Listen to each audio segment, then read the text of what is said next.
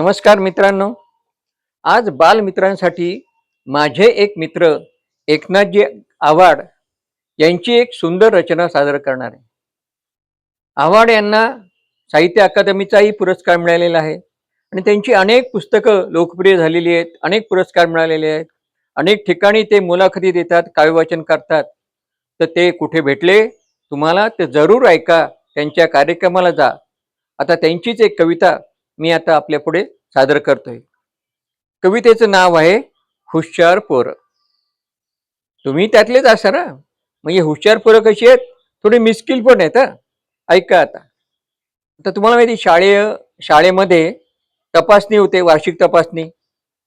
त्यावेळेस मोठे साहेब येतात, मुलांना किती ज्ञान आहे, काय काय येतं याची ते परीक्षा बघतात, तपासून बघतात आणि त्यासाठी मुलांना प्रश्न विचारतात. तर असे मोठे साहेब आलेले आहेत वर्गात आणि ते मुलांना प्रश्न विचारतायत. वर्गात शिरून साहेब बोले पटापट. वर्गात शिरून साहेब बोले पटापटा. उत्तर द्या मुलांनो तुम्ही लवकर आता. उत्तर द्या मुलांनो तुम्ही लवकर आता. प्रश्न पहिला. गव्हाचे सगळ्यात जास्त कोठे उत्पादन? गव्हाचे सगळ्यात जास्त कोठे उत्पादन? आता त्यांना काय अपेक्षित आहे, कोणत्या प्रांतात, कोणत्या देशामध्ये, आणि म्हणून ते त्या ठिकाणी हा प्रश्न विचारतात. गव्हाचे सगळ्यात जास्त कोठे उत्पादन? शेतातच आहे बोले सुरात सारे जण. शेतातच आहे बोले सुरात सारे जण. म्हणजे बघा त्यांनी कायचं मिश्किल उत्तर दिलं, कारण त्याला माहिती शेतातच सगळं गहू पिकतो. पुढचा प्रश्न. वांग्याचे तुकडे 5. वांग्याचे तुकडे 5. 10 वांग्याचे किती? विचित्र प्रश्न. वांग्याचे तुकडे 5, 10 वांग्याचे किती? मुलांना प्रश्न पडला.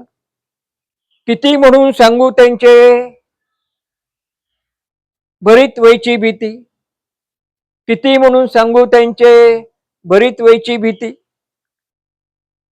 चाल ढकल याचा अर्थ कोण सांगेल काय? चाल ढकल याचा अर्थ कोणी सांगेल काय? तुम्हाला माहिती चाल ढकल म्हणजे काय? आजचं काम उद्यावर करणे, बघू बघू म्हणणे, करू करू करणे, याला म्हणतात चाल ढकल करणे. पण या प्रश्नाचं उत्तर सुद्धा बघा, त्यांनी कृतीतूनच दिले जणू. ऐका. चाल ढकल याचा अर्थ कोणी सांगेल काय? उद्या सांगितला तर सर चालेल काय? उद्या सांगितलं तर सर चालेल काय? विमान तयार करायला सामान लागते काय? विमान तयार करायला सामान लागते काय? तुम्ही करता ना विमान वर्गामध्ये. वहीचं कागद फाडता आणि त्याचं छानपैकी विमान करून मित्राकडे फेकता. म्हणजे लागतं काय? कागद. म्हणून मुलं काय उत्तर देत आहेत? विमान तयार करायला सामान लागते काय? रद्दी कागदाशिवाय आणखी दुसरे लागते काय? रद्दी कागदाशिवाय आणखी दुसरे लागते काय? पुढचा प्रश्न आणखीन मिस केला. बगळा एका पायावर उभा का बरं राहतो? बगळा एकाच पायावर उभा का बरे राहतो? त्याचं उत्तर बघा.